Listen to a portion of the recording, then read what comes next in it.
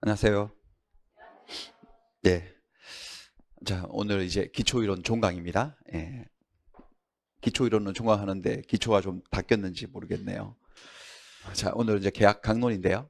지금 우리 채권법의 계약법, 지난주에 계약 총론 배우셨고, 자, 오늘은 계약 강론입니다.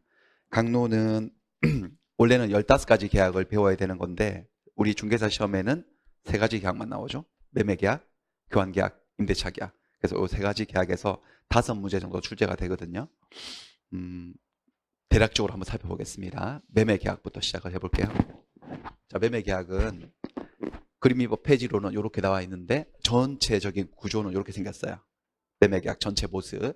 매매 계약 서설에서는 계약의 매매의 의와 성질, 그다음 매매 계약의 성립 이런 쟁점들이 있고 매매 계약의 효력, 환매. 환매라는 것은 팔았다가 다시 사오는 걸 환매라고 해요. 이런 내용들이 쭉 있는데 몇 가지들만 살펴보도록 하겠습니다. 제일 처음에 서설부터요. 매매의 의와 성질. 자, 매매. 우리가 법을 배우기 전에는 매매 이러면 그냥 편하게 물건을 사고 파는 거다. 이렇게 편하게 말을 했었죠. 생각도 하고. 근데 지금은 이제 시험을 치는 분들이기 때문에 그렇게 너무 편하게 하시면 안 됩니다. 그렇게 자꾸 편하게 했다가는 점수도 굉장히 편안한 점수를 받게 되거든요. 그래서 좀 정식으로 매매 계약이 뭔지 한번 보겠습니다. 563조. 매매의 의. 자, 매매는 두 사람이 이제 합의를 보는 건데 일방은 재산권을 이전해 주겠다. 재산권을 이전해 주겠다고 약정을 하고 상대방은 거기에 대해서 대금을 지급하겠다. 돈을 주겠다라고 해서 합의가 되면 성립하는 계약입니다. 이쪽은 재산권 이전, 뭐 건물이나 토지를 주겠다. 그래서 이쪽은 매매대금 주겠다. 그래서 합의가 되면 성립하는 거예요. 재산권 이전을 약속한 이쪽 당사자를 매도인 이렇게 부르고 대금 지급을 약속한 사람을 매수인 이렇게 부르고 이 계약의 성질은 이게 합의만으로 약정하고 약정해서 효력이 생긴대요. 아직 이전하지 않아도 합의만으로 효력이 생기는 낙손계약이에요. 그 다음에 뭐 부동산 매매 계약이라고 해서 반드시 뭐 계약서를 꼭 써야 되고 그런 건 아니거든요. 불요식 계약이고. 그 다음에 얘한테는 재산권 이전 채무가 생기고 얘한테는 대금 지급 채무가 생기는데 양쪽 채무 대가성이 있으니까 쌍무계약이고요. 그 다음에 얘는 재산권을 이전하는 출연을 하고 얘도 돈을 주는 출연을 하고 대가성이 있으니까 유상계약이고 얘하고 얘의 관계도 배우셨죠? 쌍유. 모든 쌍무계약은 유상계약이다. 유상계약이라고 해서 무조건 다 쌍무계약인 것은 아니라 하더라도 유상계약이고 그 다음에 이게 재산권 이전하고 대금 지급을 계속 반복하는 게 아니고 한 번으로 끝내버리거든요. 그러니까 이거는 일시적인 계약이에요. 그래서 이게 쌍무계약이어서 쌍무계약에서 나타나는 2가지 법리가 있었습니다. 동시이행 항변권, 위험부담. 둘 다 동시이행 항변권을 가져요. 이 매수인은 저기 매도인이 재산권 이전을 안 해주면 집을 안 주면 대금 지급을 거부할 수 있고 거꾸로 얘가 돈을 안 주면 얘는 소유권 이전을 거부할 수 있고 서로 항변권을 가지고요. 위험부담, 위험부담 우리 지난주에 했는데 한번 연습해 볼까요? 매매계약을 체결한 이후에 후발적으로 천재지변으로 건물이 없어져 버렸어요. 저 건물 매매 계약했는데. 그러면 건물을 줄 수가 없고 자기 잘못도 아니니까 얘는 손해배상 일도 없고 이 사람의 채무는 없어져 버리는데 이 상황에서 매도인은 매수인에게 돈 달라고 대금 달라고 청구할 수 있나 없나? 없죠. 위험은 쌍무계약 체결했는데 쌍방에게 책임이 없는 천재지변 등의 사유로 생긴 불능의 위험은 채무자인 매도인이 부담한다. 또 않는다. 그래서 반대급부인 대금 지급을 청구할 수가 없다.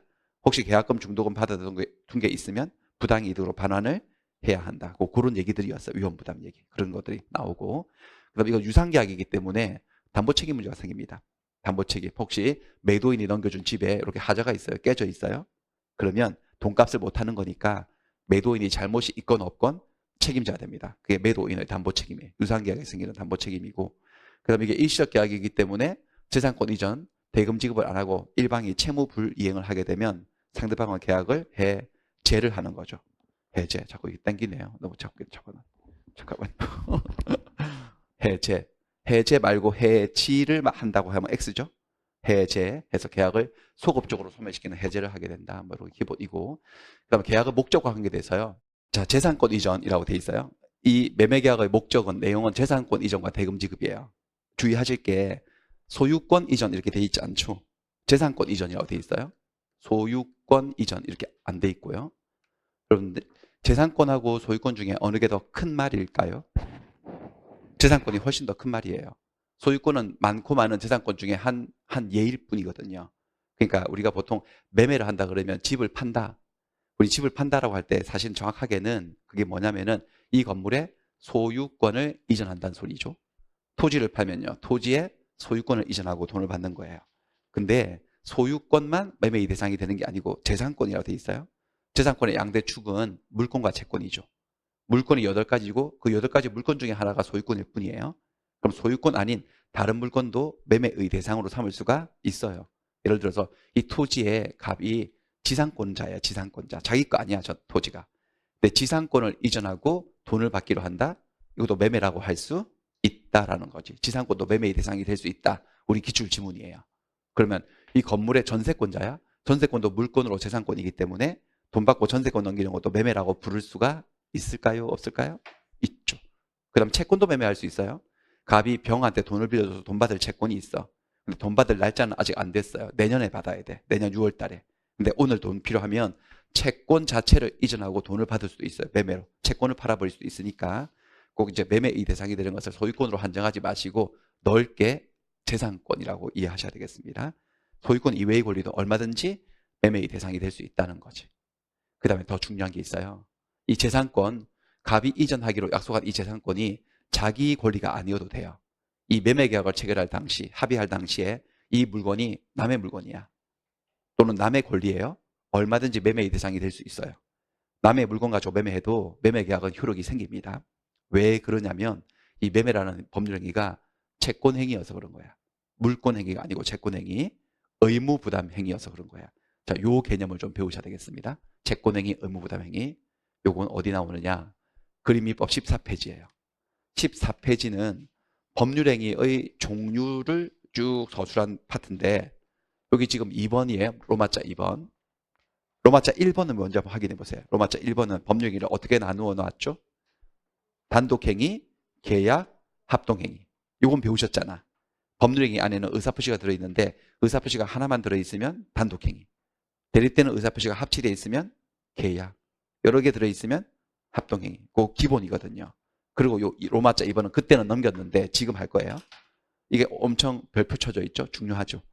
이해를 잘 하셔야 됩니다. 자, 법률행위는 의무 부담행위라는 게 있고 처분행위라는 게 있어요. 서로 반대 개념이에요. 반대 개념인데 먼저 의무 부담행위는 말 그대로 의무의 부담을 목적으로 해요. 그러니까 어떤 의무를 발생시키려고 이 행위를 하는 게 의무 부담행위예요. 그래서 의무 부담행위를 하게 되면 자, 이쪽을 보세요. 칠판을 잘 보고 집중하셔야 돼요. 설명할 때는. 거기 봐봤자 이해 못해요. 혼자서는요. 자, 의무의 발생을 목적으로 하기 때문에 의무 부담행위를 하게 되면 의무가 발생해요. 의무가 발생했으니까 그 의무를 이행하는 문제가 남아요. 그러니까 의무 부담 행위는 그 행위로서 끝이 나는 게 아니고 어쩌면 시작을 하는 행위예요. 이행의 문제를 남기는 거고 처분 행위는 반대 개념인데 이 행위를 통해서 처분을 해버려요. 뭔가를 처분해버리지. 처분이라는 것은 마지막 권리 변동이에요. 최종적인 직접적인 권리 변동이 일어나요. 그래서 처분을 했으니까 더 이상 뭔가를 더 이행해야 될 문제는 남지 않아요. 이 두 가지가 있어요. 이렇게. 근데 각각 매칭을 시켜보면 채권행위는 의무부담행위에 속하고요. 물권행위는 처분행위에 속해요. 자, 채권행위, 물권행위는 어떻게 이해하시면 되냐면 이게 행위나 법률행위란 말이거든요. 이 법률행위를 하게 되면 권리가 생길 거 아니겠어요? 그 생기는 권리가 채권이면 채권행위라고 불러요. 그럼 이거 뭔지 아시겠죠? 그 행위를 했는데 뭐가 생기면 물권이 생기면 물권행위라고 하는 거야. 자, 채권행위를 했으면 채권이 발생해요. 채권이 발생하면 권리와 의무는 앞뒷면이 동전의 앞뒷면이니까 채권이 발생했다는 것은 상대방 입장에서는 채무가 발생했다는 소리예요. 채무가 생겼으면 이걸로 끝인가요? 이행을 해야 되나요? 이행을 해야 되죠. 채권행위는 채무가 생기니까 이행의 문제를 남기는 행위, 의무부담 행위인 거야. 반면에 물권행위는 이게 물권이잖아. 지상권, 저당권. 지상권을 설정하는 행위, 저당권을 설정하면 이게 만들어지고 물권들이 만들어지는데 물권은 사람과 사람 사이의 어떤 의무관계가 권리관계가 아니고 물건을 지배하는 권리예요. 그러니까 저 물건이 만들어지고 나면 그걸로 끝인 것이지 저거 물권행위를 했다고 해서 두 사람 사이에 뭔가를 더 이행해야 되는 문제는 남지 않습니다. 물건 지배권이 생기고 끝나는 거예요. 잘 이해가 안 되시더라도 일단 도식적으로 좀 이렇게 기억하시고 그래서 제가 한번 요거를 좀 보여드리기 위해서 제가 물건 하나 소품을 가져왔습니다. 이게 뭐냐? 이거 아십니까? 이거 마사지 볼이거든요. 이거 엄청 시원합니다. 이거 진짜 좋아요. 제 건데 제가 이거 가지고 이거하고 이거하고 해볼게요. 한번 보세요. 뭐 어디에 속하는지. 첫 번째 제가 이거 한 5천 원 하거든요. 비싸지도 않은데 되게 좋아요. 근데 제가 이분한테 이렇게 말해요. 지금 이거 원래 한 시가 5천 원인데 특별히 제가 수강생이니까 싸게 드릴게요. 1,000원에 팔 건데 1,000원에 사실래요? 라고 제가 말을 했어요. 이거 의사표시인 거 아시죠? 의사표시잖아요. 1,000원에 이거 사시겠느냐? 라고 의사표시 청약을 했더니 이분이 승낙을 해주세요. 네, 사겠다고 승낙을 하셨거든요. 그럼 청약과 승낙이 합치돼서 우리가 법률행위를 한 거예요. 우리가 한 법률행위는 1번일까요? 2번일까요? 지금 한 거예요. 제가 1,000원에 사실래요? 라고 물어봤더니 사겠습니다라고 해서 합의를 본 거예요. 법률행위를 했어요. 자, 이걸로 끝이에요. 우린가 뭔가를 이행해야 되나요? 이행을 해야 되죠. 이분은 저한테 1,000원을 주셔야 되고 이행을 하셔야 되고 저는 이 물건을 넘겨줘야 되는 거죠. 이행의 문제를 남기는 거죠. 지금 한 행위가 뭐다? 의무부담 행위예요. 의무가 생기는 거죠. 자, 두 번째. 그러고 난 다음에 조금 한 10초쯤 있다가 이분이 저한테 1,000원을 주셨어. 제가 1,000원을 받고 이 물건을 이렇게 드렸어요. 이렇게 드려가지고 이 물건을 넘겨드렸어요. 이것도 법률행위라고 봤을 때 이게 뭘까요? 이게 1번, 2번 중에 처분행위 줘버렸잖아요. 이걸 주고 난 다음에 이 행위를 했다고 해서 그것 때문에 제가 더 해야 될 일은 남지 않고 이게 제가 처분을 한 거거든요. 이게 처분행위예요. 그러니까 뭔가 약속을 하는 행위는 뭐라고 부를까? 1번, 2번 중에 약속하는 거. 의무부담행위. 약속을 했으니까 이행의 문제가 남는 거죠. 그 약속 자체를 이행하는 것을 처분행위라고 이렇게 생각하시면 됩니다. 뭐 대충 그렇습니다. 그런데 이걸 왜 나누느냐? 법률행위를 의무부담행위하고 처분행위로 나누는 이유는 뭐냐면은 무권리자가 했을 때 그 물건에 대한 소유권이 없는 사람이 했을 때 효력이 다르거든요. 의무부담행위는 무권리자가 해도 처분권이 없는 자가 해도 효력이 생겨요. 의무는 발생해요. 하지만 무권리자는 권리가 없기 때문에 처분행위를 할 수 없어요. 혹시 하면 무효예요. 처분의 효과는 생기지 않아요. 무슨 소리냐? 다시 한번. 제가 아까 전에 이거 1,000원에 사실래요? 사겠습니다. 자, 우리가 의무부담행위를 할 당시에 사실 이거 제 거 아니었거든. 제 게 아니고 제 친구 건데 제가 잠시 빌려서 써보니까 너무 좋아가지고 제가 가지고 다니고 있어요. 제 게 아닌데 제가 그런 약속을 한 거야. 제 게 아니라고 해서 우리가 한 약속이 무효인 것은 아니에요. 제 거든 제 거가 아니든 약속은 지켜줘야 되고 이 약속은 유효한 거야. 그러니까 저는 이게 제 게 아니라 하더라도 제 친구 거면 제 친구를 구슬려서 제가 소유권을 취득해서 이분에게 소유권을 넘겨줄 의무가 발생을 하는 겁니다. 무권리자라도 하더라도 뭐는 할 수 있다는 거야? 의무부담행위는 유효하게 할 수 있고 의무는 생기는 거예요. 그런데 제가 그래서 이렇게 약속을 해놓고 그 다음에 친구한테 전화를 걸어 친구야 이거 내 수강생한테 이거 팔기로 했는데 허락해달라 라고 했더니 친구가 욕을 막 하네요. 이렇게 절대 안 된다고. 그럼 저는 계속 무권리 상태에 있는 건데 제가 그럼 이거를 주면 안 되잖아요. 드리면 안 되는데 에라 모르겠다 해서 이렇게 드려버렸어요. 제 것도 아닌데 무권리자인 상태에서 무슨 행위를 했다는 거야? 처분행위를 하면 이 물건 자체는 수중에서 넘어갈 수 있지. 물체는. 하지만 소유권을 넘길 수는 없어요. 왜? 저한테 소유권이 없기 때문이에요. 무권리자가 처분행위를 하게 되면 뭐라고요? 무효입니다. 이분은 소유자가 될 수 없는 게 원칙이라는 거예요. 그렇습니다. 그러니까 무권리자라도 의무부담행위를 할 수 있어요. 무권리자가 처분행위를 할 수는 없다. 그런데 그러니까 우리가 여기서 이제 결론을 말하고 싶은 게 뭐냐면은 매매계약은 뭘까 이거죠. 우리가 매매라고 하는 것은 과연 1번일까 2번일까 이거를 이제 규명하려고 하는 건데 고정관념을 좀 버리셔야 돼요. 우리가 매매라고 하면은 이 전체 과정을 매매라고 이해하시는 경향이 있어요. 오늘 둘이서 만나가지고 계약했어. 합의를 보고 계약서를 쓰고 계약금을 지급했어요. 이 건물 가지고. 그 다음에 15일 정도의 중도금 지급했어요. 31일 날 잔금 치르면서 소유권 이전 등기 서류를 준비해서 넘겨줘요. 그리고 등기소 가서 등기를 마쳐요. 이 전체를 매매라고 이해하는 경향이 있는데 틀렸습니다. 틀렸고 매매는 이날 10월 1일 한 두 사람의 약속을 얘기합니다. 얘는 소유권을 넘겨주겠다고 약속하고 나는 돈을 얼마 주겠다고 약속해서 합의가 되면 이루어지는 그 약속, 그것을 매매라고 하고요. 그 다음에 중도금 주고 잔금 치르고 등기서류 넘겨주는 것은 그 자체가 매매가 아니고요. 매매를 이행하는 과정에 불과한 거야. 매매는 여기를 매매라고 하는 거예요, 법에서. 그러니까 오늘 매매 계약을 했어요. 매매를 하면 오늘로 끝이에요? 이행의 문제가 남아요? 이행의 문제가 남으니까 매매는 뭐에 속한다고 알 수 있죠? 처분행위가 아니라 의무 부담행위, 채권행위인 거예요. 채권행위예요. 그래서 조문 한번 보겠습니다. 보여드릴게요. 매매의 효력. 매도인은 매매를 했으면 매수인에게 약속한 권리를 이전해야 하며 매도인은 대금을 지급을 해야 한다라고 돼 있어요. 그러니까 매매 계약을 하게 되면 이행의 문제가 남게 되는 거죠. 매매로 끝나는 게 아니고. 따라서 매매는 의무부담행위에 속한다. 의무부담행위니까 여기 있으니까 매매는 누가 하더라도 뭐 하다? 무권리자가 해도 유효하다. 그러니까 매매 계약을 할 당시에 내가 이 땅, 이 건물 주인 아니어서 내 거 아니야. 그래도 계약은 해볼 수 있고 그 계약은 유효하다는 겁니다. 타인 권리 매매예요. 그래서 569조 자기 권리가 말고 타인 권리를 매매해도 괜찮다는 거지. 매매 단계에서는, 약속 단계에서는.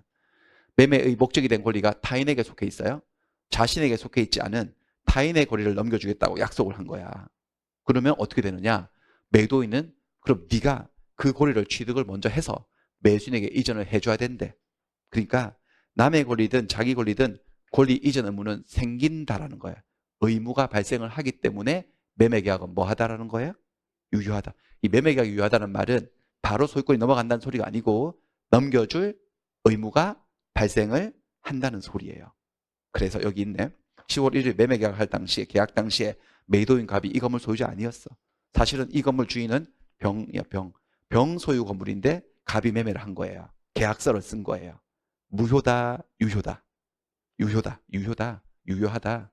유효하다는 말의 의미는 오늘부로 을이 소유자가 된다 그 소리가 아니고 갑은 병한테서 소유권을 취득해서 을에게 넘겨줄 뭐가 생긴다? 의무가 생긴다. 그런 의미에서 계약이 유효하다는 거고. 그러면 남의 집 가지고 매매했으면 뭐 자신 있으니까 매매했겠지. 자기가 소유권 취득할 자신 있으니까. 31일이 소유권 넘겨주는 날이거든요. 여기 등기소를 준비해가지고 이렇게 받으세요라고 넘겨주는 행위가 처분행위예요.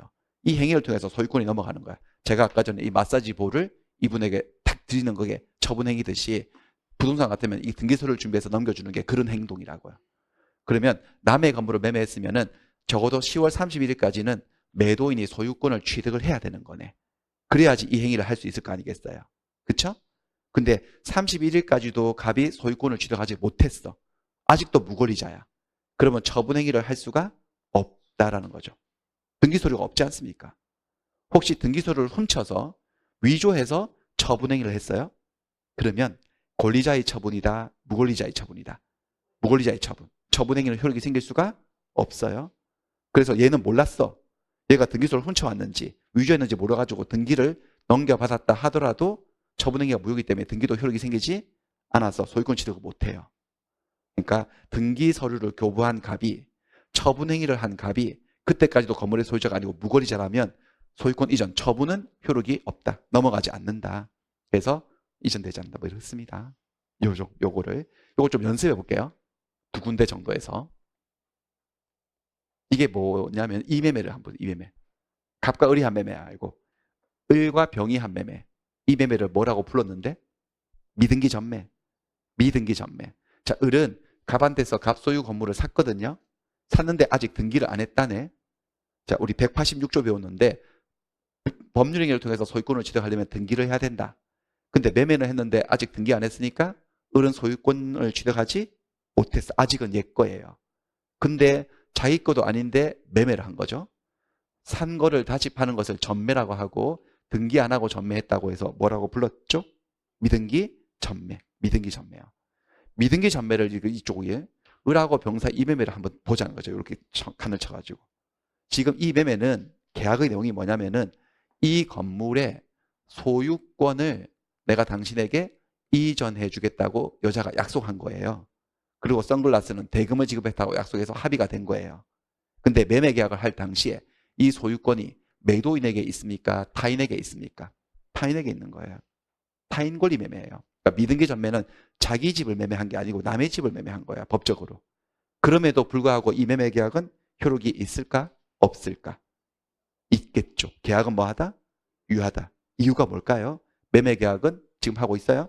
의무 부담행위이지 처분행위가 아니기 때문이에요. 의무부담이에요, 그냥. 이 계약이 유하다는 말은 얘가 바로 계약했다고 소유자가 된다 그 소리가 아니고, 을은 갑한테서 소유권을 취득해서 얘한테 넘겨줄 뭐가 생긴다? 의무가 발생한다 그 소리예요. 그렇죠? 네, 그렇습니다. 그냥 계약 유효입니다. 미등기 전매 계약은 유효입니다. 타인권리 매매이고. 그리고 이거는 어떤 관점에서도 우리가 다루었느냐면은 여기 19페이지, 그림입법 19페이지. 뭐 그때 가서 보실 필요 없습니다, 여러분들. 그냥 여기를 칠판을 집중하시면 됩니다. 그 가서 본다고 기억날 것도 아니고, 그렇죠? 습관적으로 보는 거 알고 있는데 나중에 보세요. 혼자 공부하실 때. 여기 다 나와 있으니까. 가서 봐봤자 이거 나와요, 이 그림. 그렇죠? 여기 있는데 19페이지. 우리가 계약이 효력이 생기려면 법을 어겨서는 안 된다. 적법해야 된다. 강행법규를 지켜야 된다. 그렇죠? 근데 강행법규를 어기면 계약이 무효가 될 건데, 따지고 보니까 강행 규정에도 효력 규정이 있고 단속 규정이 있었던 게 기억이 나실지 모르겠네. 효력 규정을 위반하면 계약이 무효 처리되지만 단속 규정을 위반했을 때는 단속, 처벌을 받을 뿐 계약 자체는 효력이 있다라고 할 때 단속 규정의 대표 주자가 이거였거든. 미등기 전매 금지. 자, 부동산 등기 특별조치법이라는 이 법은 등기 안 하고 전매하는 미등기 전매를 금지하고 있고, 탈세 목적으로 미등기 전매하고 중간 세납 등기를 하다가 걸리면 이 여자 처벌받습니다. 형사처벌 받습니다. 하지만 그 처벌하는 규정은 단속 규정입니다. 단속 규정이기 때문에 처벌은 받는다 하더라도 미등기 전매 계약의 효력이 무효로 되지는 않고 계약 자체는 뭐하다? 유하다. 그 점에 봐서도 똑같은 거야. 다시 미등기 전매는 자기 권리 매매이다, 타인 권리 매매이다. 분석을 해보면 타인 권리 매매지만 매매 계약은 의무 부담 행위여서 미등기 전매 계약도 효력이 생길 수 있고, 미등기 전매는 형사처벌을 받게 되는 강행법규 위반이지만 그게 효력 규정이 아니라 뭐이기 때문에 단속 규정이기 때문에 처벌을 받지만 계약 자체는 뭐 한 거다? 유하다. 어느 뭐로 보나 미등기 전매는 계약은 기본적으로 유한 계약인 거지. 그래서 자기 앞으로 등기를 해서 등기를 넘겨주면 정상적으로 소유권 취득할 수 있습니다.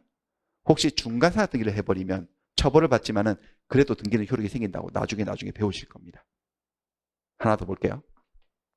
23페이지에 있는 건데 이건 아직 안 배웠거든요. 불공정한 법률행위는 폭리행위예요. 두 사람이 계약을 하는데 상대방이 굉장히 절박한 사정이 있는 거야. 딱한 뭔가 궁박한 사정이 있어서 그걸 상대방이 이용해서 폭리를 취하면 무효다라고 선언하는 게 104조거든요. 이런 사건이 있었어요. 갑이 평소 어리석은 자였어. 어리숙해요. 그래서 을이 저 갑의 어리숙한 사정을 알고 이용했어. 우리 쓰레기가. 그래서 이 집이 시가가 한 8천 되는 집인데 시가 8분의 1 가격으로 1,000만 원 주고 사버린 거 후려쳐가지고 얘는 당한 거지. 어리석어가지고. 이렇게 매매계약을 했을 때 민법 제 104조 나중에 배우는데 이거 매매계약 불공정해서 무효다라고 배웁니다. 이렇게 되면 계약 무효입니다. 그러니까 매매계약하고 등기했어도 매매계약이 무효니까 등기도 효력이 생기지 않아서 이 쓰레기는 소유권을 취득하지 못한 상태입니다. 등기부에는 소유자가 나와 있지만 실제로 소유자는 얘이지 얘가 아닙니다. 근데 병은 그러한 사정을 모릅니다. 모르는 선의의 병 눈에는 얘가 소유자처럼 보일 거 아니겠어요? 그래서 이렇게 매매가 이루어져. 이 매매를 한번 분석을 또 해보자는 거죠. 여기 끊어가지고 자폰 됐고, 이 매매를 보면 이 매매 계약의 내용은 을이 이 건물에 소유권을 넘겨주겠다는 약속이잖아요. 그런데 이 매매 계약을 할 당시에 이 소유권이 자기에게 있습니까? 타인에게 있습니까? 타인에게 있죠. 자기 집이에요? 갑의 집이에요? 갑의 집이에요. 자기 앞으로 등기돼 있지만 등기가 뭐라고요? 무효니까 자기 거 아니야. 그러니까 남의 권리를 매매한 거지. 남의 권리를 매매했지만 그럼에도 불구하고 여기 뭐라고 적혀 있습니까? 매매 계약이 뭐하다고? 유효하다는 이치를 아시겠습니까? 이유를 설명해 볼까? 설명하는 방법, 자기에게 설명하고, 매매 계약이 남의 집을 매매했는데도 매매 계약이 유효한 이유는 지금 우리가 배우고 있는데 매매가 뭐기 때문에 그렇다? 의무 부담행위다. 처분을 하는 게 아니고 뭐 하는 거다? 의무를 부담하는 거기 때문에 내 집이건 남의 집이건 계약은 해볼 수 있는 거야. 계약 자체는 효력이 있어요. 그런데 계약이 유효한데 등기는 또 무효라고 돼 있네? 이게 어떻게 된 노릇이지? 자, 등기 넘겨주는 행위는 의무부담행위이다. 처분행위이다. 처분행위죠.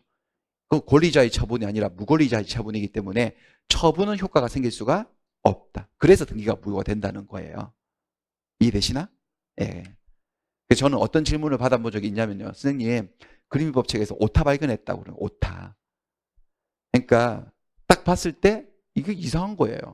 매매 계약이 유효라고 되어 있는데 그에 따른 등기가 무효다? 아, 이거 오타네. 라고 생각한 거예요. 그렇지만 오타가 아니라 그분이 뭘 모르시는 거지. 자, 남의 집을 매매해도 계약은 효력이 있어 없어요? 있죠. 하지만 그 상태에서 소유권을 취득해서 등기를 넘겨줘야 되는데 소유권을 취득하지 않은 상태에서 등기를 넘겨주면 무권리자가 처분한 것이어서 처분의 효과가 생기지 않아서 등기는 무효가 돼버린 다른 소리예요. 그리고 얘는 몰랐지만 얘가 거래할 때 믿은 등기에는 우리가 배웠는데 공신력이 있어요 없어요? 없어요. 등기를 믿었다고 뭐 이 사람을 보여주는 법리는 없거든 우리나라에. 그렇습니다. 그리고 또 나중에 배워보겠지만 이 불공정한 법률의 무효는 절대적 무효여서 선의의 제3자를 보호하는 조항이 민법전에 따로 존재하지 않습니다. 그 어느 모로 보나 얘는 소유권을 취득하지 못하게 되고 누가 소유자라는 거죠? 아직도 이 건물의 소유자는 누구이다? 갑이다. 얘들은 다 무효등기명의인일 뿐이다. 뭐 여기까지 일단 하고요. 됐어요. 그 다음에 여기 재산권 이전은 그렇게 벗고 매도인 쪽은 매수인 측 이야기. 매수인은 대금을 줘야 되는데 대금은 반드시 금전해야 됩니다. 돈이에요, 돈. 아니면 금전에 준하는 수표 정도. 그런 것이어야 되지. 혹시 재산권을 이전받는 대가로 매수인이 돈을 주는 게 아니고 나도 뭐 땅을 준다든지 아니면 다른 뭔가를 나도 재산을 남겨준다? 그러면 매매계약이라고 안 그러고 교환계약이라고 하는 거지. 교환계약. 시험 문제에 뭐가 나온 게 있었냐면 부동산 소유권을 이전받는 대가로 주식, 자기가 보유하고 있는 주식을 대가로 주기로 한 거죠. 이렇게. 이게 매매계약이라고 할 수 있느냐라고 했는데 주식이 돈이냐 이거죠. 주식 그 자체는 돈은 아니죠. 그래서 이것은 주식하고 부동산을 바꾸는 무슨 계약에 해당하는 거죠? 교환계약에 해당하는 겁니다. 매매계약 아닙니다. 돈을 줘야 됩니다. 돈을. 매매계약이 되려면. 여기까지 한번 그림위법 128페이지 한번 볼게요. 그림위법 128페이지입니다. 요만큼만 볼 거예요. 밑에는 못하.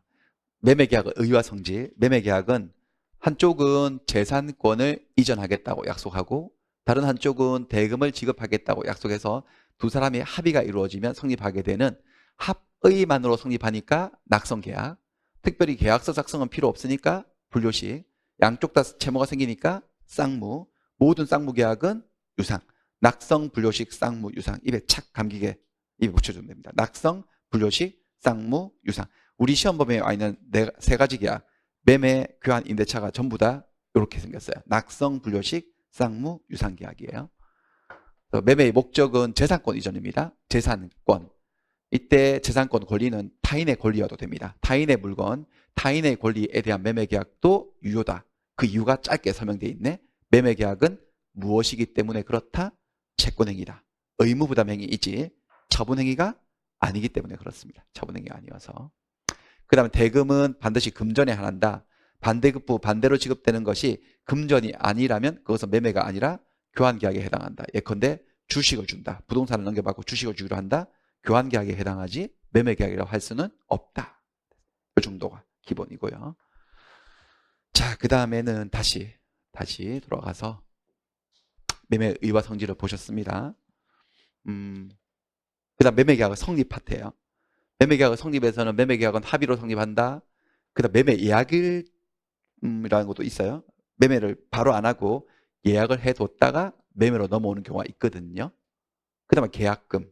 이것들 중에서 계약금이 압도적으로 중요한 내용입니다. 계약금은 거의 100% 시험에 나온다고 보셔야 되고요. 계약금 얘기를 좀 보겠습니다. 이 중에서는. 근데 계약금은 계약금을 공부할 때 좀 주의를 하셔야 되는 게 있고 저도 이제 계약금을 강의를 할 때 조금 힘든 부분이 있어요. 왜냐하면 여러분들이 계약금에 대해서 뭔가를 좀 아시고 계시거든요. 아까 전에 그거는 모르셨잖아. 의무부담행위, 처분행위는 아예 모르기 때문에 제가 뭐라 그러면 믿거든요. 믿어요. 그래서 받아들이는데 요 계약금은요. 여러분들도 나름대로 경험이 있는 거야. 계약금을 준 경험, 받은 경험이 있기 때문에 계약금에 대해서 막연하게 생각하고 있는 그 무언가가 있어요. 사람들이 소위 상식이라고 하는. 근데 그 상식이 사람들은 상식이라고 하지만 법적으로 봤을 때 틀린 것들이 되게 많거든요. 틀린 것을 상식이라고 믿고 있는 부분이 있는데 그 믿음이 너무 공고해서요. 제가 뭐를 설명해도 잘 안 들어가요.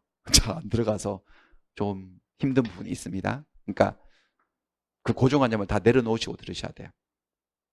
일단 여러분들 한 두 가지 질문만 드려볼까? 계약금이 있죠. 부동산 매매 계약할 때, 토지나 건물 매매 계약할 때 보통 계약금을 지급하나요? 안 하나요? 사람들은요. 일반적으로 하죠. 첫 번째 질문은 뭐냐? 혹시 계약금을 지급하지 않으면 부동산에 대한 매매 계약은 성립할 수 없다. O일까요? X일까요? X입니다.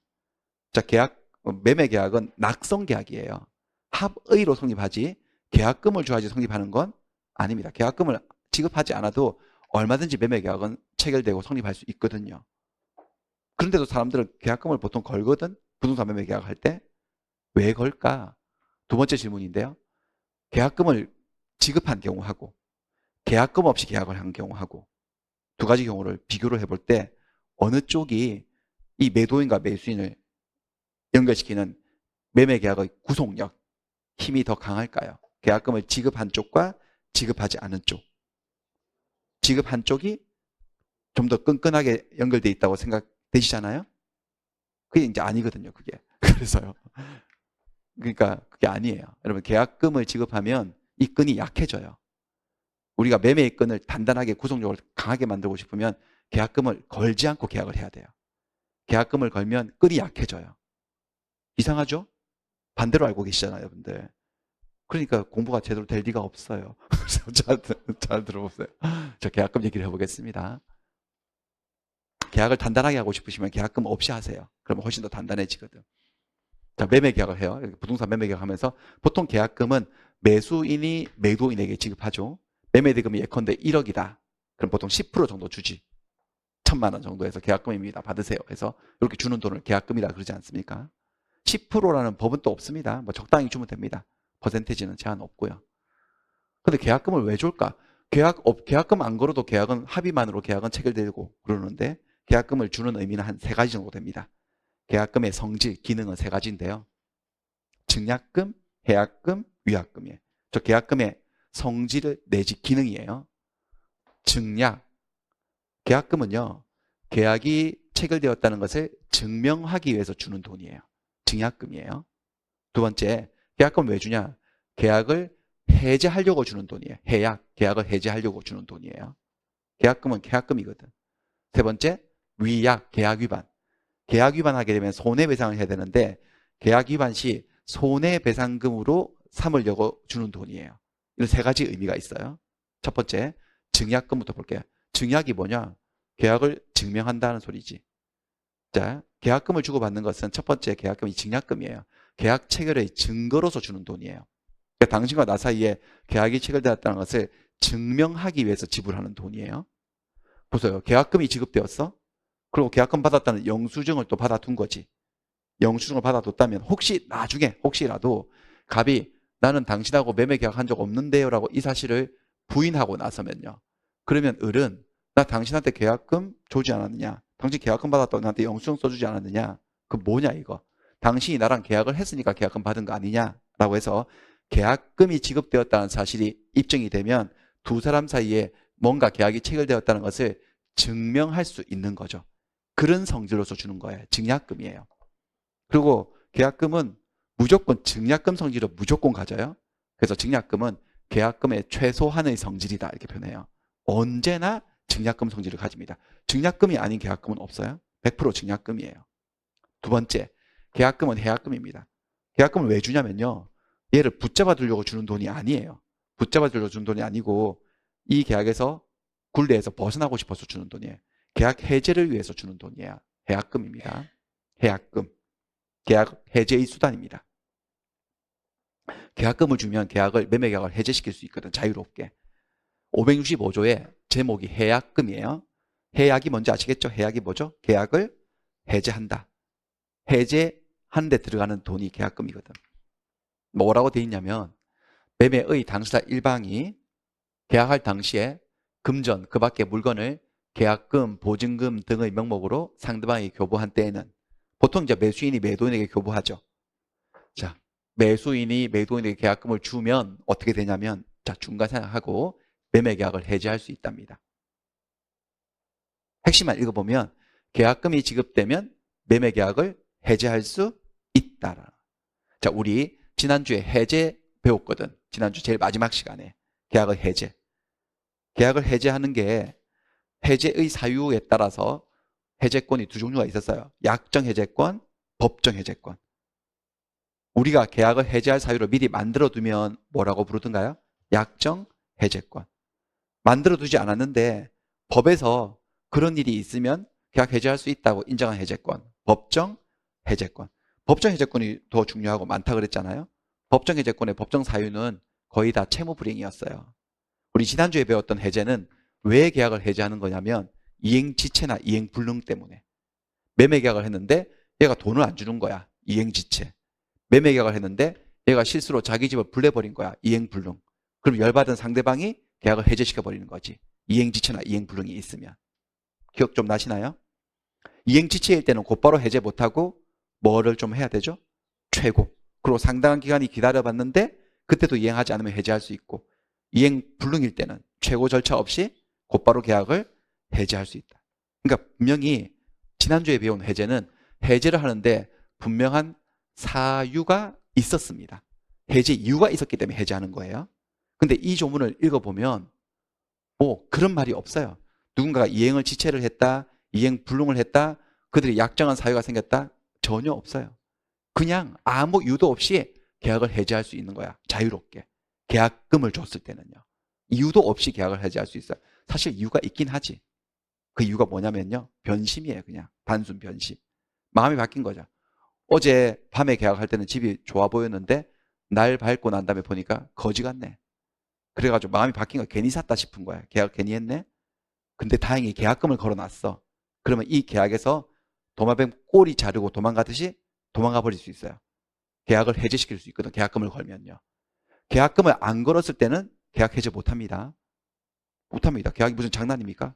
계약을 했는데 지켜야지. 해제를 못하는데 계약금을 걸면 계약을 장난처럼 만들어버릴 수 있어요. 변덕 부릴 수 있다니까요. 아무 이유도 없이 계약 해제가 가능해요. 계약금은 뭐이기 때문에 그런 거다? 계약금이어서 그런 거거든. 대신 그 장난을 좀 치고 변덕을 부릴 때 돈이 좀 돼, 돈이. 그냥은 해제 못하고요. 계약금을 준 사람은 포기를 해야 됩니다. 그 돈을 포기해야 됩니다. 이 자유를 누리려면. 1,000만 원 포기해야 됩니다. 그 다음에 계약금 받은 수령자 매도인이겠죠? 1,000만 원 받았으면 자기 돈 1,000만 원 얹어서 2,000만 원 돌려줘야 됩니다. 공평하게 둘 다 1,000만 원 쓰는 거지. 그 1,000만 원만 포기하거나 자기 돈 얹어서 2,000만 원만 돌려준다면 그 의향만 있다면 아무 이유도 없이 자유롭게 계약을 해지할 수 있다. 그 계약금은 뭐다라는 거죠? 계약금은 상대방을 붙잡아 두려고 주는 돈이 아닙니다. 내가 이 계약에서 도망가기 위한 구멍을 만들어두기 위해서 주고받는 돈, 해약금인 거야. 해약금인 거예요. 해약금이에요. 그렇습니다. 물론 계약을 할 때 내가 이 계약금을 포기해야 되니까 생돈이 이 1,000만 원이 깨지는 거니까 그 돈이 아까워서 여기 머물러 있을 수는 있겠지. 심리적인 효과는 있겠지. 그렇지만은 만약에 계약금을 안 줬다고 한번 가정해 볼까요, 여러분들? 계약금 없이 계약할 수 있어요, 없어요? 있어요. 근데 날이 밝고 나니까 집이 거지 같네, 이제. 변심. 자, 계약금을 줬더라면 그 계약금을 포기하고 계약을 해지할 수 있지만 계약금을 안 주면요. 계약 해제가 될까요, 안 될까요? 변심을 이유로. 안 됩니다. 무슨 계약이 장난입니까? 아무 이유도 없이 계약 해제 못 합니다. 근데 돈 좀 줄게 해제 안 될까? 저쪽에서 용납 안 하면 해제 못 합니다. 그러니까 끈이 엄청 단단한 거죠. 계약금을 걸면은 끈이 약해집니다. 도마뱀 꼬리 자르듯이 딱 잘라버리고 도망가 버릴 수 있거든. 이유도 없이. 그래서 계약금은 해약금이다라는 겁니다. 그런데 여기 또 뭐라고 되어 있느냐? 당사 간에 다른 약정이 없으면 그렇다고. 다른 약정이 없으면. 계약금을 주고받으면 다른 약정이 없으면은 준 사람은 포기만 하면, 받은 사람은 2배만 돌려주면 자유롭게 계약을 해지할 수 있대. 아무 이유도 없이. 근데 반대로 해석해 볼까요? 다른 약정이 있으면요. 없는 게 아니라 있으면 이렇게 해지할 수가 없다라는 소리거든. 뭔 소리냐면 을이 갑한테 계약금을 1,000만 원 주면서 이런 얘기를 합니다. 사장님, 근데 제가 지금 사장님한테 계약금을 드리는 의미는 증약의 의미로서 드리는 것이지 해약을 하려고 드리려고 하는 게 아닙니다.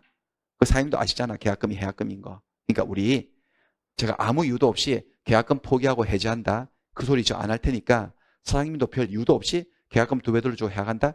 그 소리 서로 하지 맙시다. 라고 제안을 한 거예요. 여자가. 그랬더니 갑이 그럽시다. 이렇게 된 거야. 그러면 계약금은 해약금의 성질이 기능이 없어져 버리는 거지.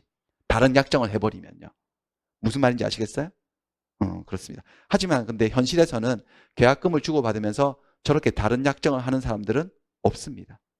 왜냐하면 모르니까요. 그렇죠? 이 계약금이 나는 이 건을 단단하게 붙잡아 두려고 주는 돈인 줄 알았는데, 근데 계약금이 해약금인 줄 알았어야지 내가 해약금 기능을 없애는 특약을 하지. 해약금인 줄 모르고 있는데, 반대로 알고 있는데, 그 없애는 다른 약정을 보통 사람들은 한다, 하지 않는다? 하지 않죠. 아무 약정도 없이 계약금을 주는 거지. 그냥 붙잡아 두려고. 그 순간 계약금은 해약금이 돼버리는 거예요. 그러면. 됐나요?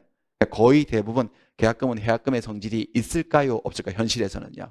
있죠. 그래서 뭐라고 하느냐? 계약금은 해약금인 것으로 추정된다. 추정이라고 하는 것은 100% 단정, 그렇다는 건 아니고 그럴 가능성이 농후해서 그렇다라고 일단 인정한다는 거예요. 해약금의 가능성이 되게 높다라는 거예요. 자, 세 번째는 계약금은 위약금의 성질이 있어요. 위약금. 위약은 뭐냐면 계약 위반, 계약을 위반하는 거. 5글자로 풀이하면 채무불이행. 예컨대 매매 계약을 했는데 얘가 소유권 이전을 안 해준다든지 얘가 대금을 지급하지 않는다든지 이런 것이 채무불이행이고 그게 바로 계약 위반이에요. 자, 채무불이행을 하게 되면 당연히 상대방 채권자는 채무불이행한 채무자에게 손해배상을 청구해서 손해배상을 받아낼 수 있습니다. 근데 우리 민법에서 손해배상의 원래 원칙은요, 실손해배상이거든요. 실제 손해를 배상하는 거야. 실손해. 근데 실손해가 얼마인지가 증명하기가 쉽지 않거든요. 예를 들면 얘가 중도금 날 중도금을 지급하지 않았어. 채무불이행이에요. 계약 위반이에요. 그러면 채권자 매도인은 손해를 입을 테고 손해배상을 청구할 수 있는데 중도금 날짜가 넘어가면서 계속 손해가 붙어요. 근데 그 손해가 얼마가 붙는지 나중에 손해배상을 청구할 때 손해배상의 금액 가지고 분명히 싸우게 됩니다. 얘는 한 3천만 원 청구할 거야. 너 때문에 제때 못 받았는데 3천만 원 손해 생겼다. 라고 하면 채무자는요. 3천 원 아닌가요? 그래서 낮출 거예요. 그러니까 금액 가지고 100% 싸우기 때문에 그럼 또 피곤해지거든요. 그게 얼마인지 가지고 법정으로 가게 되면 그러니까 양쪽 다 거덜나는 거야. 그래서 어떻게 할 수 있냐면 계약을 하면서 손해배상을 해야 될 금액을 미리 정해두는 특약을 할 수 있습니다. 계약서에 적어놓는 거지. 당신이든 나든 계약을 위반해서 상대방에 손해를 끼치면 구체적인 손해액을 증명하지 말고 딱 2천으로 가자. 2천. 2천만 원 이렇게 정해둘 수 있거든요. 그런 돈을 뭐라고 한다? 위약금이라고 해요. 근데 왜 여기서 얘기를 하냐면 때에 따라서는 계약금이 위약금이 될 때가 있어요. 계약금이 위약금이 될 때도 있거든요. 근데 계약금을 지급했다고 무조건 계약금이 위약금이 되는 게 아니고 계약금을 위약금으로 삼자라는 특약이 있을 때 예를 들어서 계약금을 1,000만 원 딱 걸면서 특약을 하는 거야. 사장님 혹시 제가 위약을 하면 계약 위반하면 사장님 이 계약금을 손해배상금으로 몰수해버리세요. 이렇게 저한테 안 돌려주셔도 됩니다. 몰수하세요. 이렇게 특약을 하면 계약금 금액이 1,000만 원이면 1,000만 원이 손해배상금으로 잡혀 있는 거거든. 이렇게 특약을 하게 되면요. 그렇습니다. 일단 이렇게 계약금은 3가지 성질을 가지는데 이 중에서 제일 중요한 것은 이겁니다. 두 번째 거 해약금입니다. 여기 이 얘기요. 여기가 제일 중요하기 때문에 이거 위주로 공부를 할 건데 그 전에 해약금 공부하기 전에 일단 우리 민법 학자들은 계약금을 주고받는 것 자체를 하나의 계약이라고 이해를 하고 있어요. 그걸 뭐라 하느냐? 계약금 계약이라 그래요. 계약금 계약이라고 불러요. 그러니까 이 칠판 속에는 계약이 2개가 존재하고 있어요. 하나는 매매 계약, 또 하나가 뭐다? 계약금 계약 2개가 있어요. 이 계약금 계약의 성질은 얘는 메인은 아니죠. 얘는 서브예요, 서브. 메인은 여기 있죠. 종된 계약이고 매매 계약이 주된 계약입니다. 그러니까 계약금 계약은 독자적인 계약이 아니라 다른 어떤 계약을 했기 때문에 거기에 부수해서 체결되는 종된 계약이에요. 여기 주가 매매 계약이고 주된 계약이. 그러니까 주종이 있으면 우리 민법의 기본 원칙이 있었죠. 법의 세계에서 종된 것은 주된 것과 법적 운명을 같이 한다는 부종성. 그래서 혹시 계약금을 지급하고 매매 계약을 했는데 어떤 이유에 의해서 매매 계약이 무효이거나 취소되어서 효력을 잃었어요. 그러면 계약금 계약은 효력을 유지할 수가 없지. 함께 효력을 잃는다. 당연히. 그렇죠? 그렇고. 그 다음에 이게 종된 계약이긴 하지만 반드시 주된 매매 계약과 동시에 체결될 필요는 없습니다. 그러니까 오늘 매매 계약할 때요. 계약금 지급하지 않았어. 계약금 지급 안 해도 매매 계약은 체결이 되거든요. 그리고 한 3일 후에 이 매도인이 매수인에게 이거 내가 생각해 보니까 계약금을 좀 받아야 되겠는데요. 계약금 좀 주세요. 라고 했더니 드릴게요 해서 3일 후에 계약금을 지급한 거야. 3일 후에 지급한 계약금도 얼마든지 계약금으로서 효력이 생기고 이런 효력들이 발생을 합니다. 반드시 주 계약인 메인 계약과 동시에 한 날 한시에 체결될 필요는 없다. 그 다음에 이 계약금 계약은 요물 계약이에요. 요물 계약이에요. 요물 계약의 반대말이 뭐였더라? 낙성 계약. 자, 매매 계약은 낙성 계약입니다. 그러니까 매매 계약은 두 사람의 의사의 합치만으로 성립하는 낙성 계약인데 계약금 계약은 요물 계약이어서 계약금이 전부 다 지급되었을 때 성립하는 거야. 그러니까 오늘 매매를 1억 원으로 합의를 봤어. 매매 계약 체결되고 계약금은 1,000만 원 드리면 될까요? 라고 했더니 1,000만 원 주시면 되죠. 보통 10% 주니까. 라고 해서 1,000만 원을 주고받겠다고 계약금을 주고받는 약정만 돼 있어. 아직 계약금을 지급하지 않고 주겠다는 약정만 되어 있는 상태에서는 계약금 계약은 성립하지 않은 겁니다. 매매만 성립한 겁니다. 요물계약이어서 약정한 계약금을 1,000만 원을 다 줬을 때 성립하는 거예요. 완전히 줬을 때. 다 줬을 때. 혹시 1,000만 원 중에요. 밤늦게 계약을 해가지고 1,000만 원, 계약금은 1,000만 원으로 약정이 되어 있는데 300만 원만 지급했어. 전 중에. 700만 원은 내일 날 밝으면 은행 문 열면 700 더 찾아서 주기로 했어요. 300만 원만 지급을 했다. 계약금의 일부만 지급되었다. 계약금 계약은 성립하지 않은 겁니다. 이런 효력이 생길 수 없습니다. 생길 수 없습니다. 계약금 계약은 요물 계약입니다. 언제 성립한다고? 계약금을 전부 지급을 했을 때 성립하는 거야. 그러니까 이런 문제가 하나 나왔는데 지금 원래 약정 계약금이 1,000만 원이거든요. 매매 대금은 1억이고 약정한 계약금이 1,000만 원인데 그중에 300만 원만 지급한 상태예요. 오늘 밤에. 매매 계약은 체결되었어? 안 되었어? 매매 계약 자체는요. 되었지. 계약금 계약은 체결되지 않은 상태이기 때문에 이 매도인이 어떤 행동을 했냐면 300만 원 받은 거 있잖아요. 거기에 곱하기 2를 해서 600만 원을 다시 얘한테 통장에 입금시켜버리고 계약을 해지하겠다고 통보한 거예요. 해제될 수 없습니다. 안 됩니다. 약정 계약금이 1,000만 원이었으면 1,000만 원이 다 지급돼야 됩니다. 그리고 2,000만 원 돌려주고 계약을 해야 되지, 해제하는 것이지 그 계약금 중에 일부를 받은 거 있죠? 또 사람들이 뭐 가계약금에서 또 계약금의 일부를 또 받는 경우도 있잖아요. 그런 거. 그거 받은 거에 2배 돌려주고 계약이 된다, 안 된다? 안 됩니다. 안 됩니다. 계약금 계약은 무슨 계약이어서 그런 거다? 요물 계약이어서. 다 지급되었을 때만 저런 효력이 생기고요. 그래서 이렇게 해놓고 이제 계약 해제, 해약금 얘기를 할 거야. 계약금으로 계약을 해제했을 때 할 때 요건과 효과를 볼 건데 이거 주의하셔야 될 게 우리 지난주에 마지막 시간에 했던 거는 계약금을 가지고 계약을 해제하는 게 아니고 무엇 때문에 계약을 해제하는 걸 배웠죠? 채무불이행, 이행지체나 이행불능을 이유로 계약을 해제하는 거.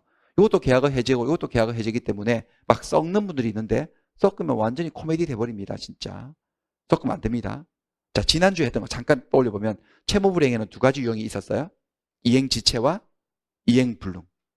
이행지체를 이유로 계약을 해제할 때 요건은 가장 중요한 게 뭐였어요? 지체일 때는요. 최고 해야 되죠?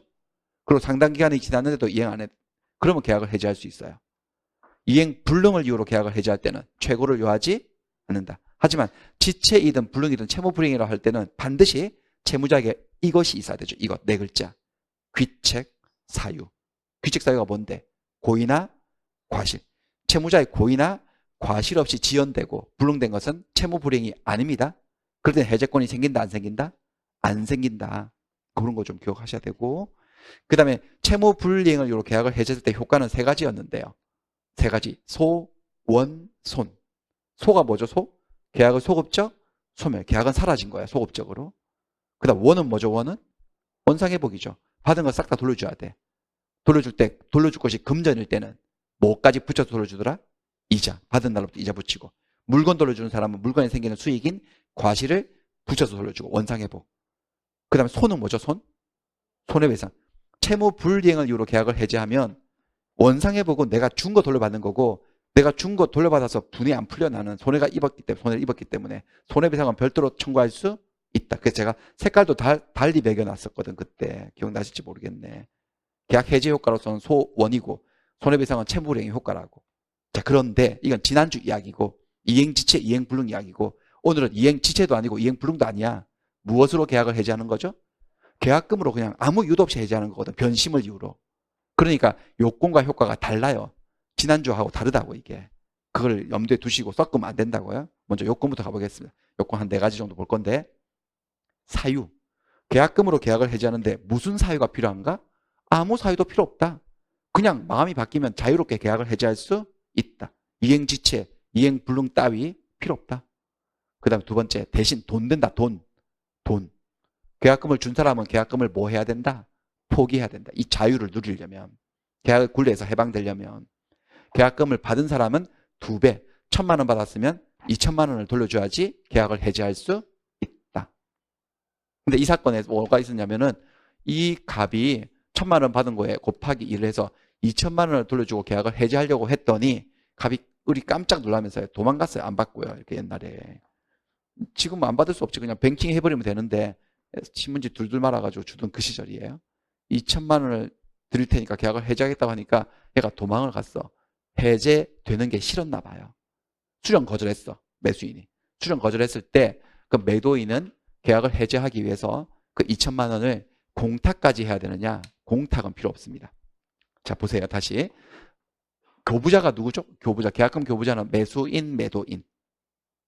계약금을 준 사람은요. 누구예요? 매수인.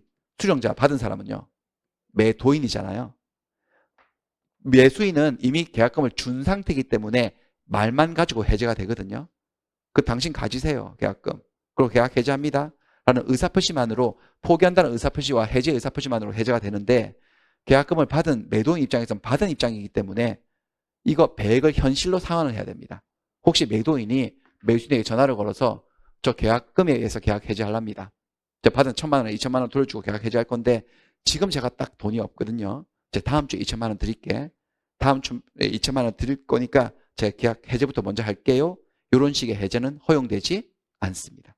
계약금을 받은 매도인 입장, 수령자 입장에서는 반드시 현실로 지금 배액을 줘야 됩니다. 지금 줘야 됩니다. 나중에 주겠다? 그럼 해제 안 되는 겁니다. 2,000만 원 주고 해제해야지 해제가 되는 건데 지금 주려고 이렇게 하는데 얘가 또 해제되는 게 싫어서 안 받고 수령을 거절한다. 그러면 현실로 줘야 되기 때문에 어디 공탁소에 공탁까지 해야 되느냐? 공탁까지는 요한다, 요하지 않는다. 요하지 않는다. 그때는 말만 가지고 예외적으로 해제가 되지. 왜 자꾸 나를 피하시냐고. 근데 지금 당신에게 돌려줄 2배를 집에 준비해뒀으니까 일단 해제부터 합니다. 자꾸 당신이 나를 피했기 때문에 이러는 겁니다. 라고 해제 의사표시만으로 해제가 되고요. 그리고 나중에 매수인이 찾아오면 2,000만 원 그때 따로 주면 됩니다. 공탁까지는 필요 없다고 하고요. 그 다음에 요거 계약금 해제는 기한이 있어요. 시간적인 마지노선이 있습니다. 왜냐하면 이거는 별 이유도 없이 변심을 이유로 계약을 해제하는 것이기 때문에 이렇게 해제를 하면 상대방은 상처를 입거든요. 내상. 그러니까 계약이 너무 깊숙이 진전된 상태에서는 못하게 돼 있어요. 시간적인 마지노선이 있어요. 법에 뭐라고 되는지 한번 볼게요. 오늘 어떻게 되냐면 당사자 일방이 이행에 착수할 때까지만 할 수 있대요. 계약금으로 계약을 해제하는 것은 당사자 일방이 이행에 착수할 때까지, 이행에 착수하기 전까지만 할 수 있다는 거예요. 이행 착수 전. 그 말은 누구라도 뭐 해버리면 이행에 착수하면 더 이상 이 계약금 해제는 된다, 안 된다? 안 된다. 자, 이행 착수가 뭐냐? 이행의 착수는 착수가 스타트 아닌가요? 이행을 시작한 것. 판례는 이렇게 얘기해요. 이행의 착수라 함은 이행의 일부를 했거나 일부를 이행했거나 자기 채무의 일부를 이행했거나 이행에 필요한 전제 행위를 마치는 것을 말한답니다. 일부 이행한다? 이거 한번 볼까요? 매매계약에서 매수인의 채무는 대금 지급 채무인데 계약금은 지금 빼고 일부를 이행하는 것이 언제일까요?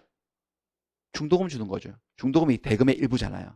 그러니까 565조가 말하는 이행 착수는 거의 현실에서는 매수인의 중도금 지급을 의미하는 겁니다. 그러니까 지금 여러분들이 배우고 있는 계약금에 대한 자유로운 계약 해제는 언제 전까지만 할 수 있는 거다? 중도금 지급 전까지만. 중도금이 지급되고 나면 물 건너간 겁니다. 이 계약금 해제는 잊어라. 더 이상 할 수가 없다라는 거예요. 중도금 지급 전까지만 할 수 있는 거예요. 그 다음에 여기 자 일방이 이행 착수할 때까지 일방은 요 어떻게 해석되냐면 일방이라도 이렇게 해석돼요. 누구라도 한 명이라도 그러니까 매수인이든 매도인이든 한 명이라도 이행을 착수를 시작했잖아요. 그럼 둘 다 계약금 해제 못합니다. 둘 다 못합니다. 어떤 사건이 있었냐면 매수인이 중도금을 지급했거든요. 계약금 이후에. 그럼 매수인은 무엇을 한 거다? 이행에 착수한 거죠. 근데 매도인은 전혀 이행을 착수한 게 하나도 없어요. 하나도. 그러니까 매수인이 이행을 착수했기 때문에 매도인은 2배를 상환하고 계약을 해지하는 거 못해요. 이제 더 이상. 근데 이 사건은 매도인이 계약을 해지하려고 한 게 아니라 이행을 착수해버린 매수인 스스로가 계약을 해지하고 싶었던 거지. 된다? 안 된다? 그것도 안 된다. 그래서 매수인은 계약금도 주고 중도금도 줬거든요. 근데 그 이후에 매수인이 다시 매도인에게 연락을 해서 내가 계약금만 포기할 테니까 중도금만 돌려줘요 라고 계약을 해지하려고 했던 거예요. 안 된다. 매수인이든 매도인이든 한 명만 이행 착수해도 둘 다 계약금 해제를 할 수는 없다. 되셨죠? 자, 그 다음에 요거 임의규정이에요. 위에서 나온 얘기인데 다른 약정이 없으면 계약금은 해약금이 되는 거지. 반대로 얘기하면 계약금을 주고받으면서 다른 약정을 하면 계약금은 해약금이 되지 않을 수도 있다. 따라서 565조 계약금은 해약금입니다 라고 하는 이 규정은 반드시 100% 해약금이라고 하는 강행 규정인 것은 아니고 무슨 규정이다? 임의규정이어서 이 말을 다르게 표현하면 당사자는 계약을 하면서 계약금을 주고받으면서 특약을 딱 해가지고 이 계약금이나 계약 해제 하지 맙시다 라고 배제할 수 있어요? 없어요? 있어. 배제 특약 해놓으면 계약금 해제 못하는 거지. 없애버릴 수 있는데 근데 없애는 특약을 하는 사람들이 있다 없다 현실에는요? 없어. 왜? 계약금이 해약금인지 모르기 때문에 없앨 생각을 못하는 거지. 그래서 거의 계약금은 해약금의 성질을 가진다고 추정이 되는 거지. 자, 그 다음에 여기까지 요건. 그 다음에 효과를 볼게요. 다시 효과는 지난주에 했던 채무 불이행을 이유로 계약을 해지했을 때 이게 거의 현실에서는 거의 99%이기 때문에 이걸 기본으로 외우시되 소원손. 근데 지금은 채무 불이행 때문에 해지한 게 아니고 계약금 해지를 하는 거기 때문에 효과가 달라져요. 자, 계약금으로 계약을 해지해도 이게 명색이 해제예요. 그래서 계약은 사라지는 건 맞아요. 하지만 원상 회복 의무는 생기지 않아요. 계약금 해지의 경우. 손해배상 의무는 생기지 않아요. 왜? 왜 이유로 한번 생각해 볼게요. 원상회복이 뭡니까? 원상회복은 받은 것을 돌려주는 거죠. 근데 생각해 볼까요? 근데 받은 것을 돌려줄 거리가 있다면 벌써 뭘 받았다는 거잖아. 계약금 말고도 뭔가를 받았다는 것은 이미 뭐가 되었다는 소리일까요? 이행이 착수가 된 거야. 이행 착수가 되면 벌써 계약금 해제를 못하는 거거든. 그러니까 계약금 해제는 계약금만 주고받고 아무것도 이행 착수하지 않은 상태에서 하는 거기 때문에 돌려줄 거리가 있다 없다? 없자. 원상회복할 거리가 없는 거예요. 그렇습니다. 이행 착수하기 전에 해지기 때문에 받은 것이 없다. 계약금 말고는. 벌써 다른 거 받은 거 있다면 계약금 해지를 못하는 상황이다. 그러니까 원상회복할 건덕지가 없는 거지. 아시겠죠? 그럼 세 번째, 손해배상 의무가 생기지 않은 이유. 다 우리가 지난주에 제가 계약 해지 효과는 소, 원 이 두 가지라 그랬어요. 계약을 해지하면 계약은 사라지고 받은 거 돌려준다. 사실 손해배상은 계약 해지의 효과였던가요? 채무 불이행의 효과였던가요? 채무 불이행의 효과인데 지금 계약금 해제는 채무 불이행 때문에 해제한 게 아니죠. 그냥 변심이에요. 그러니까 채무 불이행 상황이 없는 거지 이 상황은. 따라서 계약금으로 계약을 해제했을 때는 계약금을 포기하면 끝이고 계약금 2배 상환받으면 그걸로 끝입니다. 손해배상 문제가 생기지를 않는다는 걸 아셔야 돼요. 자, 보세요. 내가 1,000만 원을 넣었거든. 어제 계약하면서 1,000만 원을 지급했어요. 근데 그 다음날 바로 얘가 2,000만 원을 주더니 계약을 해지한다 그랬어요. 그렇게 할 수 있거든. 중도금 지급하기 전이면. 그럼 어떻게 보면 여러분들 계약은 비록 깨져버렸지만 없어졌지만 1,000만 원이 2,000만 원 됐잖아. 하루 사이에. 좀 좋을 수도 있지 않나요? 근데 하루에 수익률 100%인데 이거 정도면. 근데 좋지 않고 내가 지금 2,000만 원 돌려받아서 1,000을 하루 만에 번 것 같지만 그보다 말도 안 되는 큰 손해가 생길 수도 있을까 없을까 생각해봐요. 있겠죠. 손해가 생긴다고 해서 이 손해배상을 의리가백에 청구할 수는 없다. 그게 여기 나와 있어요. 여기 좀 보세요. 551조의 규정은 전항 계약금 해지의 경우에는 적용하지 않겠대. 당연히 551조가 뭔지를 가보겠습니다. 551조는 뭐냐? 계약을 해지 또는 해지는 손해배상 청구에 영향을 미치지 않는다는 조문이거든. 이게 뭔 말이냐면 벌써 손해배상 얘기를 하고 있는 걸로 봐서 이 해제는 무엇 때문에 해제하는 것을 전제로 한 걸까요? 채무 불이행. 채무 불이행을 이유로 계약을 해제했을 때는 해제의 효과로서 원상회복 준 것은 다 돌려받고 그거 돌려받았다고 해서 손해배상 청구 못하게 되는 거다. 못하는 거 아니다?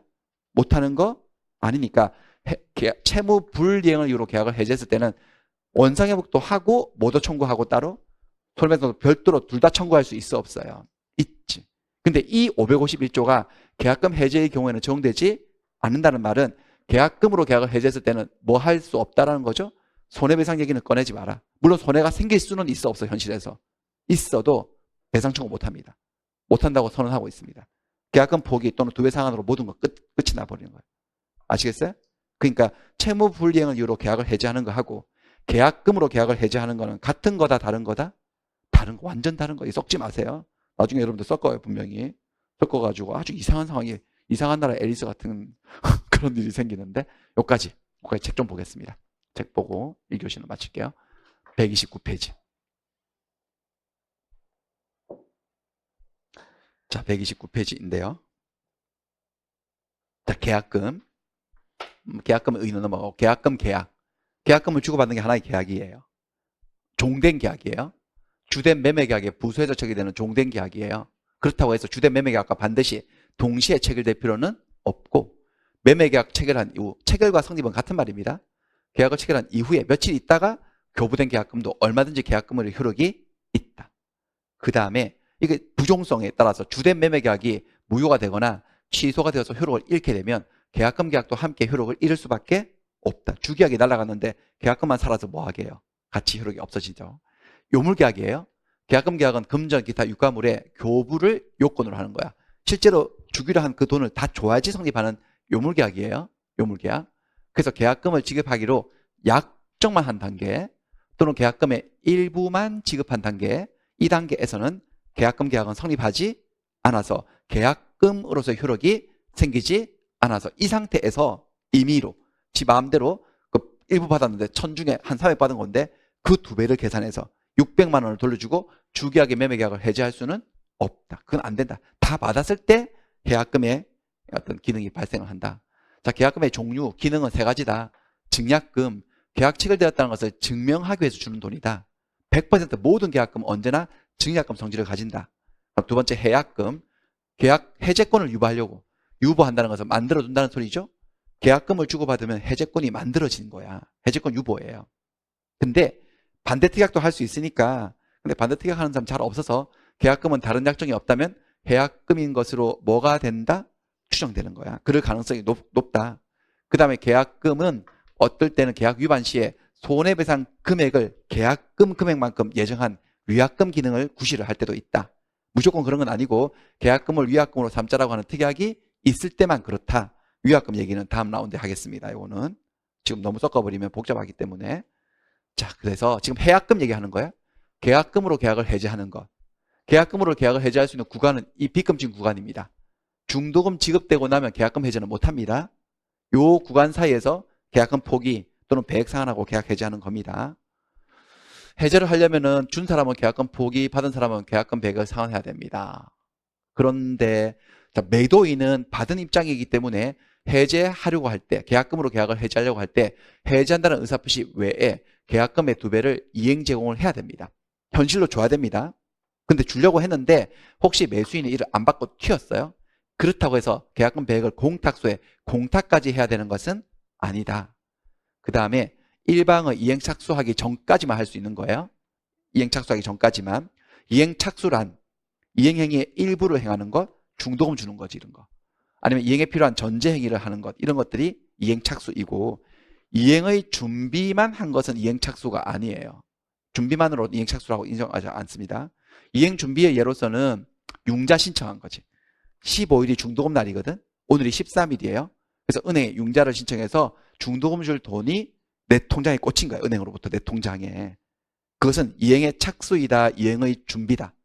준비일 뿐이다. 따라서 그게 융자를 했다 하더라도 아직까지 15일이 오기 전까지라면 매도인은 계약금 2배 돌려주고 해약을 할 수 있다라는 거예요. 이행착수의 가장 대표적인 것은 이행착수의 가장 대표적인 것은 자, 이쪽은 보시면 여기는 이행 착소가 되었기 때문에 계약금 해지를 못한다. 이것들은 이행 착소가 아니기 때문에 계약금 해지할 수 있다 이렇게 돼 있는 건데 하나만 보고 갑니다. 중도금 준 게 이행 착수다. 중도금 지급되고 나면 더 이상 계약금 해지 못한다. 그 다음에 당수자의 일방이라도 한 명이라도 이렇게 해석된다고 했습니다. 매도인이 계약의 이행에 전혀 착수한 바가 없어. 매도인은 착수한 바가 없는데 매수인이 중도금을 지급해서 스스로 이행을 착수했어요. 그러면 매도인도 매수인도 둘 다 계약금 해지를 할 수 없어서 매수인도 계약금 포기하고 계약을 해지한다? 그런 걸 못한다. 할 수 없다. 그 다음에 565조는 임의규정이다. 그래서 당사자는 위 조항의 해약권을 배제하기로 약정할 수 있고 이 약정을 했다면 이런 계약금에 의한 해제권을 더 이상 행사할 수가 없게 될 수도 있다. 배제가 가능하다. 그 다음에 해제 효과는 소원손으로 외우지만 채무불이행을 이유로 계약을 해제하면 소원손 다 나타나지만 이거는 계약금 해제이기 때문에 계약의 소급적 소멸, 계약은 사라지고 채권 채무는 싹 다 없어지는 건 맞아요. 하지만 원상회복이나 손해배상 문제는 생길 수가 없다. 생길 수 없는 것을 억지로 외우는 게 아니고 상황을 이해하셨다면 자연스러운 거지. 원상회복할 문제가 생긴다 안 생긴다? 안 생긴다. 받은 게 없는데 뭘 돌려주는 거야. 받은 게 없는 상태에서 할 수 있는 거니까.